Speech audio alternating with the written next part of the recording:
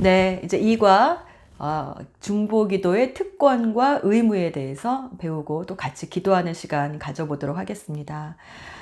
이제 저희 성도님들이 한 7시쯤에 같이 모이면 그때 저희가 같이 즐겁게 간식을 나누고 그때 제가 숙제 검사를 합니다.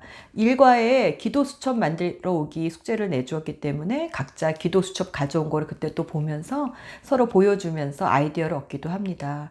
어느 정도 시간이 되면 같이 또 암송 요조를 외우고 또 3분 소감 발표하는 시간을 갖습니다. 오늘 암송할 요절은 사무엘상 12장 23절 말씀입니다. 같이 한번 읽어보겠습니다.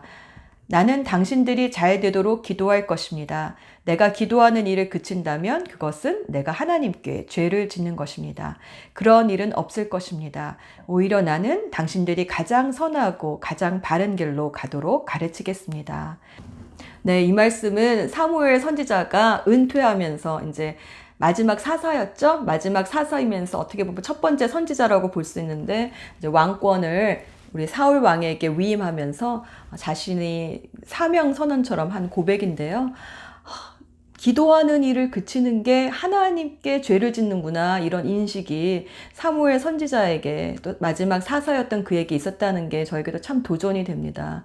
왜냐하면은 기도하는 일을 그치는 게 내가 하나님께 죄를 짓는 건가 이런 생각 미처 못하고 살았던 적이 참 많잖아요. 예. 그래서 이제 성도들에게 저희 그런 심정을 고백하면서 저도 이게 강의하면서 제 마음이 또 새로워지는 것 같아요. 그래서 이렇게 암송하기 전에 그 암송 요절에 대한 저희 짧은 묵상 같이 나누고 또 함께 암송을 합니다. 이렇게 암송이 끝난 다음에는 이제 그 전에 제가 미리 부탁드렸던 성도가 나와서 3분 소감을 얘기합니다. 지난주에 내주었던 숙제가 특별히 기도 수첩이었기 때문에 기도 수첩을 작성하면서 이제 느꼈던 소감이나 간증 같은 거 있으면 같이 나누고요. 그 다음에 찬송하면서 시작 기도하고 강의가 시작됩니다. 오늘 부를 찬송은 마음속에 근심 있는 사람이에요. 마음속에 근심 있는 사람 주 예수 앞에 다 아뢰어라. 슬픈 마음 있을 때라도 주 예수 앞에 아뢰라. 주 예수 앞에 아뢰어라. 주 우리의 친구니 무엇이나 근심하지 말고 주 예수 앞에 아뢰어라.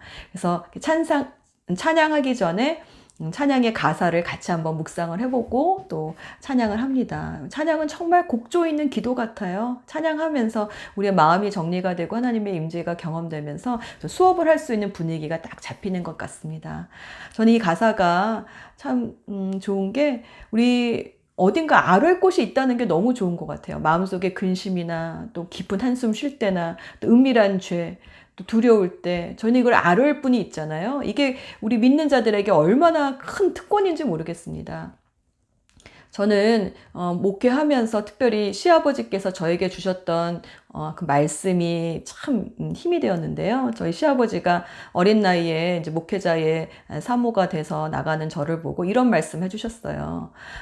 인생 살다 보면 쓰러지고 싶을 때가 있다. 근데 쓰러질 때 방향을 잘 결정해라. 십자가 앞에 가서 쓰러지면 다시 일어날 힘을 하나님이 주신다. 네, 그래서 그 말씀 저에게 얼마나 큰 힘이 되었는지 모릅니다. 저희 시아버지가 어렸을 때에 저희 시댁 쪽이 문중경 할머니 성결교 그 순교자 중에 한 분이신 문중경 전도사님 그 밑에서 저희 시아버지가 신앙을 배우셨다고 그러시더라고요. 문중경 그 전도사님이 이제 홀로 되셨기 때문에 꼭 잠잘 때는 또 우리 족하셨거든요. 이렇게 데리고 주무시면서 또 같이 전도 다니실 때 노래 시키고 노래 잘하면은 또 동네 사람들이 몰려오면은 그때 또 복음도 전하고 그러셨다고 하시더라고요. 그래서 그 신앙의 뿌리가 저희 시아버지께 이렇게 있어서 그러신지 저에게 해주셨던 그 말씀이 제가 목회할 때 참 힘이 되었습니다. 그래서 하다 보면은 힘들고 어려울 때가 있을 텐데 나 오늘 그러면 십자가 앞에 가서 쓰러져야겠다 그런 마음이 들면 남편이랑 같이 여보 오늘은 본당 가서 자자고 그러면은 그 당시에 어린 두 딸을 데리고 본당 앞에 가서 예배당 앞에 본당에 십자가가 있는데 그 밑에다가 이렇게 이부자리를 깔고 기도 몇 마디 하다가 주님 저 오늘 여기서 쓰러집니다. 이렇게 딱 이렇게 쓰러지고 새벽 기도 될 때쯤 딱 이렇게 눈을 뜨면요. 진짜 이렇게 탁 일어날 힘이 생기더라고요. 그러니까 우리가 어딘가 이렇게 앓을 곳이 있다는 것, 쓰러질 곳이 있다는 것. 주님 앞에 가서 탁 쓰러지면 다시 일어설 수가 있는데 엉뚱한 곳에 가서 쓰러지니까 우리가 일어서지 못하는 것 같습니다. 그래서 우리가 쓰러질 곳이 있다는 것, 우리가 다시 앓을 곳이 있다는 게 우리가 얼마나 큰 특권이고 그 쓰러지는 그 자리가 또 우리의 기도의 자리가 되는 것 같습니다. 그래서 이렇게 저희 간단한 간증이나 이제 그런 말을 찬양하기 전에 같이 나누면서 이렇게 또 찬양을 합니다. 찬양이 끝나면 강의가 본격적으로 시작기도 한 다음에 본격적으로 이제 강의가 시작되는 거죠. 자, 오늘 질문은요.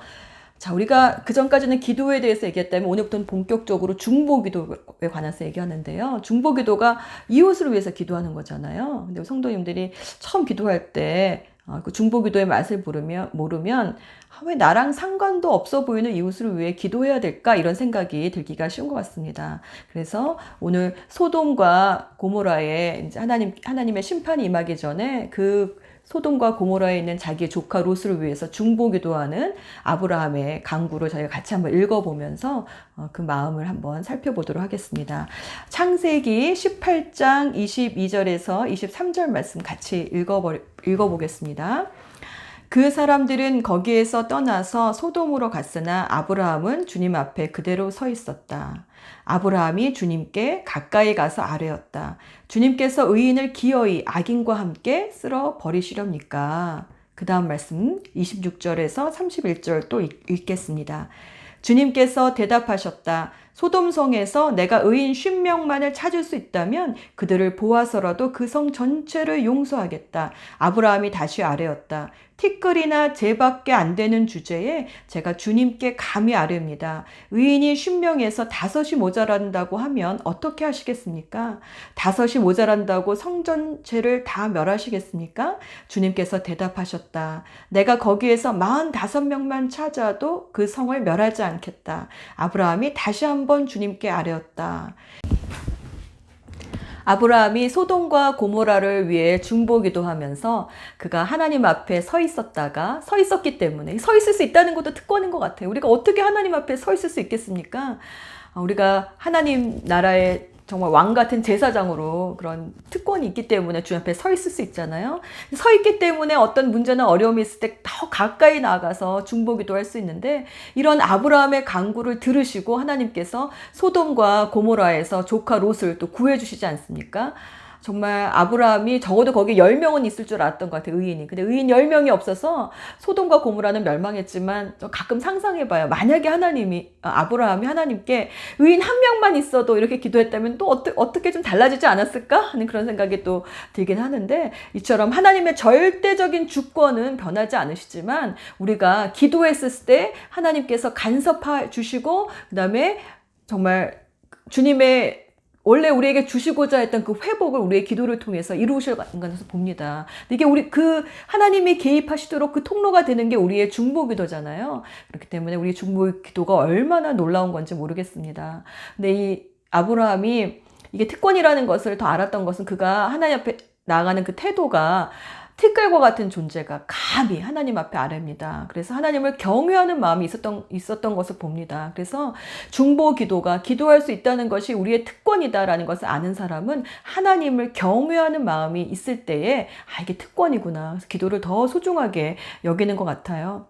또 출애굽기 33장 말씀을 보면 이스라엘 백성이 금송아지 우상 숭배 사건으로 하나님께서 분노하셔서 이제 내가 너희랑 같이 안 갈게. 그냥 천사 보내줘서 천사들이 너희를 인도해 줄 것이다 라고 말했을 때 또 모세가 또 간절히 간구함으로 말미암아 주님께서 또 뜻을 돌이키셔서 같이 가시겠다라고 말씀해 주시잖아요. 출애굽기 33장 12절에서 16절 말씀 보면 그 중에 빨간 글씨로 나온 것만 읽어보겠습니다. 내가 친히 너와 함께 가겠다. 그리하여 네가 안전하게 하겠다.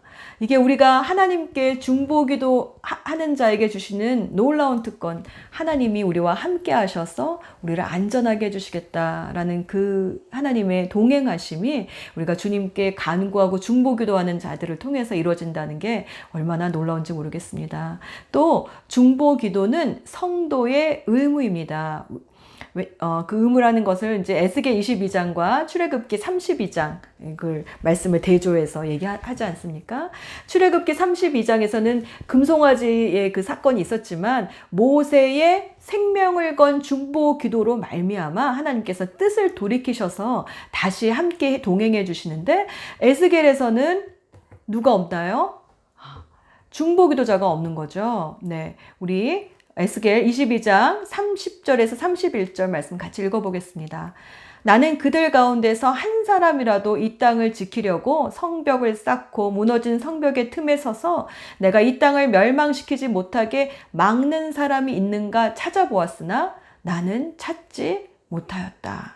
그래서 나는 그들에게 내 분노를 쏟아 부었고 내 경노의 불길로 그들을 멸절시켰다. 나는 그들의 행실을 따라 그들의 머리 위에 갚아 주었다. 나 주 하나님의 말이다.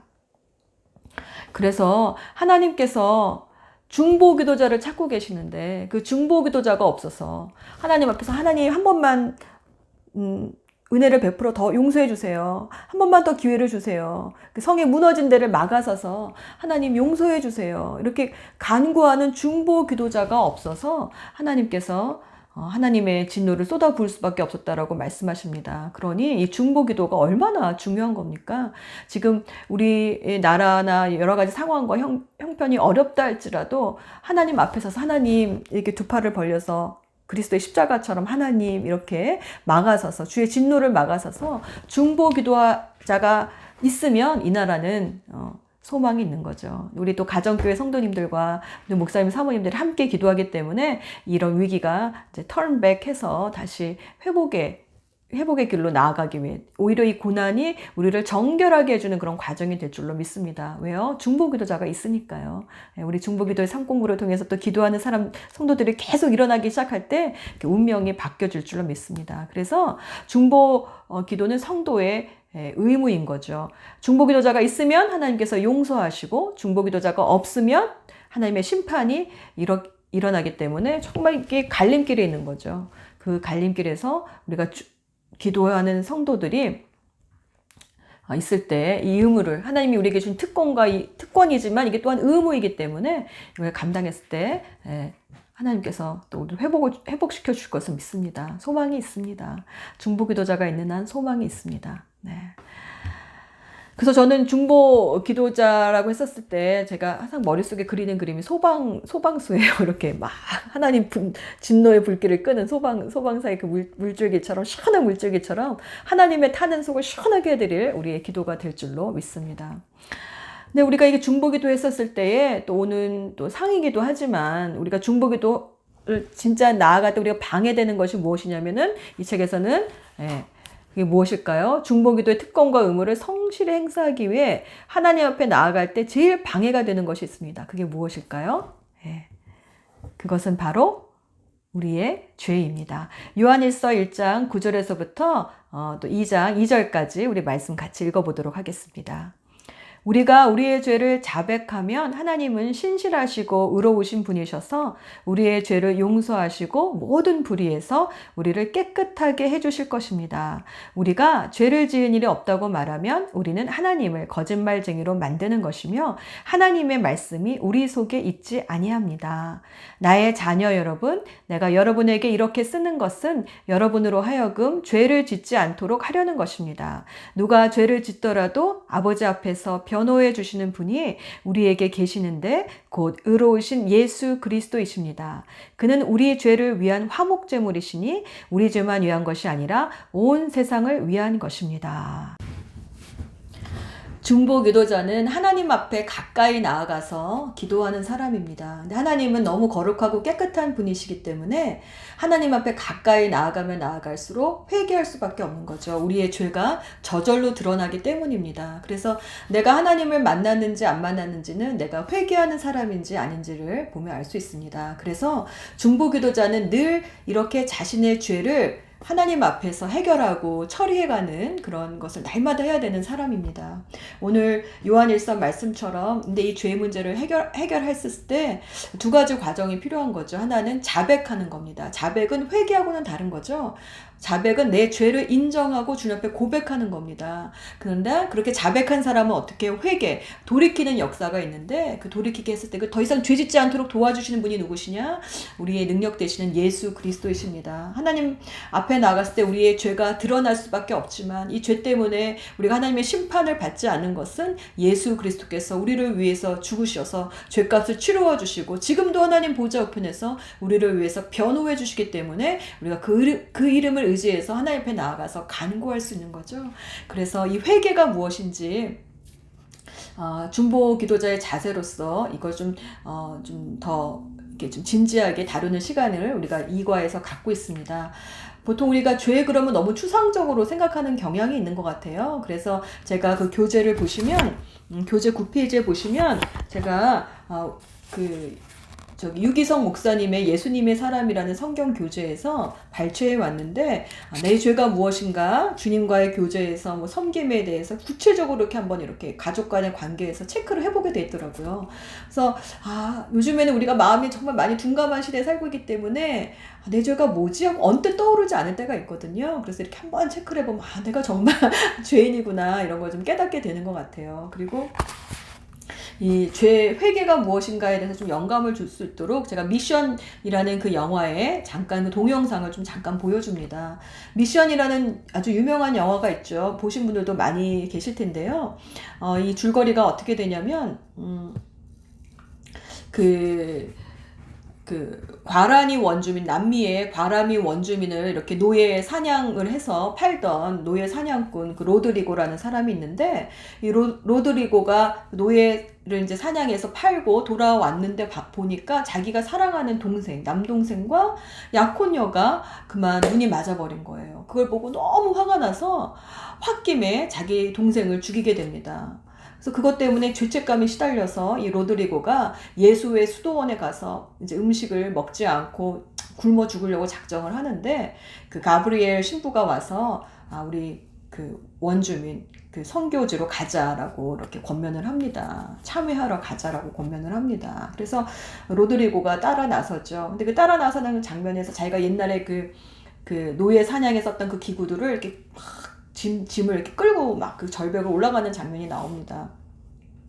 그러니까 아직 그 로드리고는 뭐 이제 자기가 자신을 용서를 못하는 거죠. 아직 예수님과의 이제 뭐 인격적인 만남이 없어서도 그러겠지만, 근데 그 모습을 딱 보면은 죄에 대해서 저렇게 참회하는 그 마음이 저에게 굉장히 도전이 되었습니다. 왜냐하면 저는 모태신앙으로 자라와가지고 이렇게 회개하고 용서받고 이거 제가 너무 당연하게 생각을 하는 거예요. 물론 은혜 가운데 사니까 또 너무 감사한 일이긴 하지만, 그러나 죄에 대해서 아파할수록 회개하고 돌이켜는 그 기쁨이 더 크다는 것을 제가 그 영화를 보면서 도전을 받았습니다. 그래서 그 영화에 대한 약간의 설명을 해주면서 우리가 이렇게 좀 죄를 미워하는 마음이 있는가 이렇게 한번 도전을 해보고, 그 다음에 이 회개하는 것이, 죄에서 용서받는 것이 얼마나 큰 기쁨인지 나중에 로드리고가 결국 그 죄짐을 들고 올라갔는데 그 과라니 원주민이 자기 노예 사냥꾼이란 걸 알고 죽이려고 했다가 그냥 그가 참회하는 모습을 보고 그의 죄짐을 끊어서 그 죄짐을 그 짐덩어리를 그냥 가물에 탁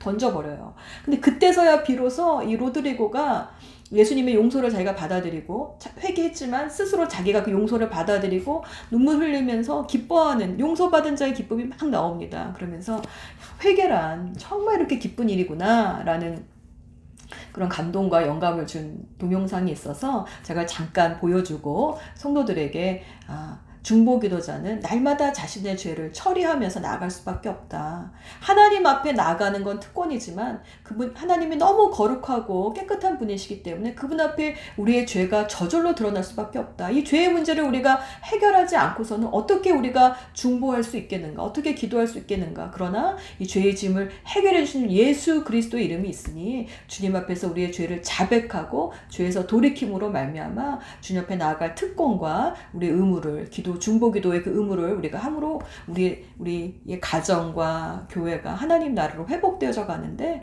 우리가 중보기도자로 세움을 받자 이렇게 도전을 합니다. 오늘 시간이 좀 되는 것 같아서요. 잠깐 그 동영상 제가 보여드리도록 하겠습니다.